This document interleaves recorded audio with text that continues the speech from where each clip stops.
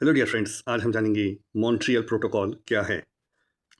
Montreal protocol एक अंतर्राष्ट्रीय संधि है जिसे ओजोन का अवक्षय करने वाले पदार्थों के उत्पादन एवं प्रयोग को चरणबद्ध रूप से समाप्त कर ओजोन परत को संरक्षित करने हेतु निर्मित किया गया है। मॉन्ट्रियल प्रोटोकॉल पृथ्वी की ओजोन परत के संरक्षण से संबंधित है। बोलने का मतलब है जो मॉन्ट्रियल प्रोटोकॉल है वो ओजोन परत के संरक्षण या प्रोटेक्शन से संबंधित है।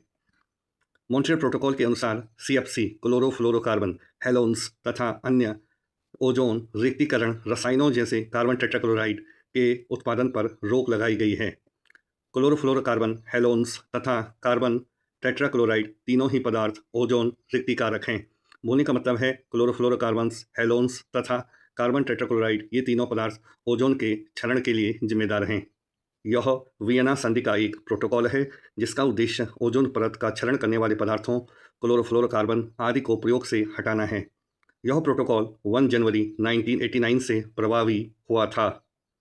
1994 में संयुक्त राष्ट्र महासभा ने प्रतिवर्ष 16 सितंबर को अंतर्राष्ट्रीय ओजोन परत संरक्षण दिवस के रूप में मनाने की घोषणा की थी।